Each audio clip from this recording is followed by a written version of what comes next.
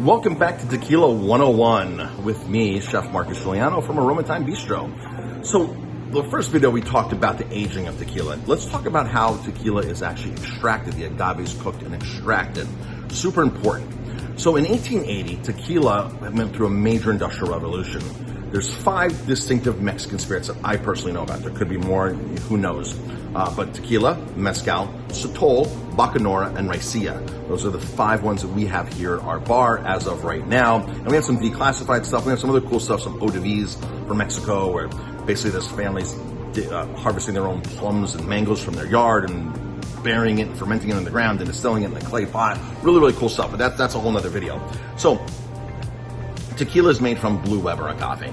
All agave spirits are made from some type of agave, whether it's Maximilian, Tepezate, Espadín. There's all different types of varietals of agave. So Blue Weber. And so in 1880, tequila was a chosen one. It was industrialized. It used to be cooked in the ground like mezcals and the other ones, and that gave it a smoky flavor. They moved the ovens to above ground, and they made these brick ovens above ground that were wood-fired. The smoke never got into the agave heads anymore, the piñas. So it became smokeless, form of smokeless agave spirit, and it was tequila. And that allowed them, by bringing it above the ground into these brick ovens, they allowed them to produce a lot more. And then maybe 50 years later, they came up with a steamer method called the autoclave. And it looks like a big jet engine. It's round, and they load the agaves in and they cook it on high pressure or low pressure. The longer you cook the agave for, the tequila, the piñas, the agave, the longer you cook it for, typically the higher quality tequila you're going to get. So this clave can do it in 24 hours, 48 hours, 3 days. So there's a low pressure and a high pressure. And then all of a sudden in the 90s came out what was called a diffuser. This is tequila's dirty secret, the industry's dirty secret. They don't want you to know about the diffuser. The diffuser is basically the size of a basketball court. They throw the heads in there, it chops it, shreds it. They put it into a hydrochloric acid bath to drop all of the agave nectar off it, and when the agave nectar falls off it, then they cook it afterwards. The previous 2 methods are cooked while it's in its whole form. Now the oven roasted can take 4, 5, 6, and even 7 days. Very low, handcrafted, really the artisanal way of doing it.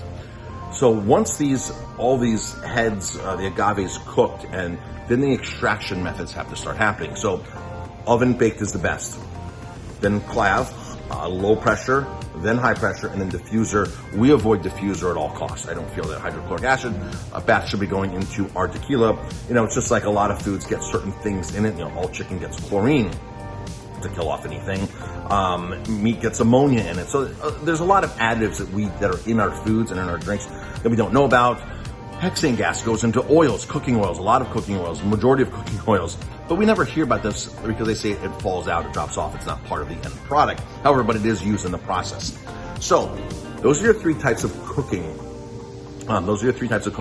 The next video, I'm going to talk about how they extract, because now the head is cooked. The agave head is cooked. The piña is cooked. It looks like when you take a sweet potato out of the oven and it starts shrinking, and all of a sudden you see some sap running off of it. That's not what's happening to the agave. They've shrunken a little bit.